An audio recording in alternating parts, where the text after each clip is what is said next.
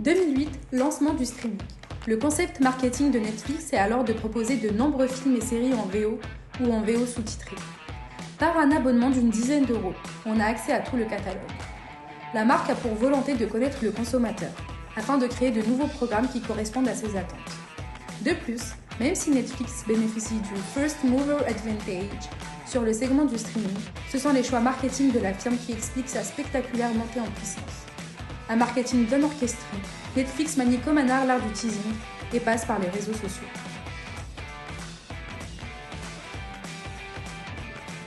Les cibles demeurent les mêmes que pour la communication. Les jeunes, notamment les 15-24 ans, sont les plus grands consommateurs, car le prix de l'abonnement leur est accessible. Selon une étude, Netflix serait la marque dont tous les jeunes Français disaient le plus de bien.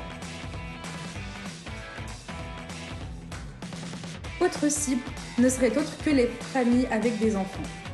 La plateforme propose des films et dessins animés. Elle propose aussi une fonction jeunesse, afin de permettre aux enfants de naviguer en sécurité et consulter du contenu adapté. L'objectif principal de Netflix est de promouvoir ses contenus, et divertir ses abonnés et engager sa communauté.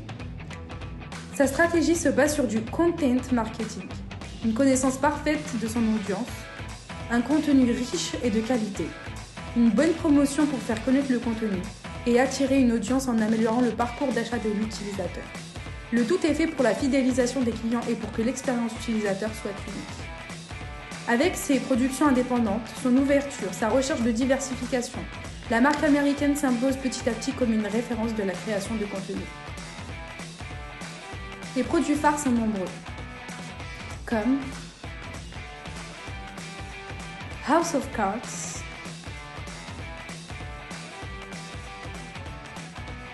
Orange is the New Black, Narcos ou encore Stranger Things. Avec ce succès fulgurant, Netflix connaît des concurrents.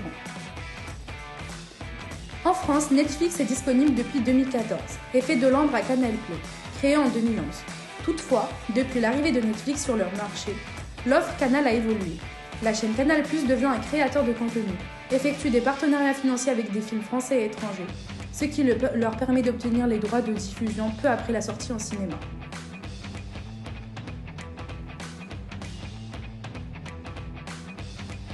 OCS reste le plus grand concurrent de Netflix, notamment à cause de leur diffusion de séries à très grand succès, comme Game of Thrones,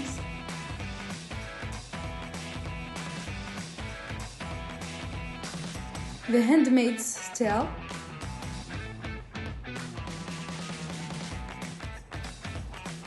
The Walking Dead.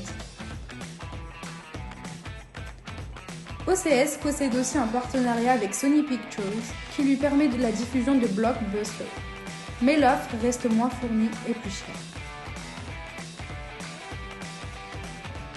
Amazon Prime Video est accessible par l'abonnement Prime qui donne accès à d'autres avantages non négligeables.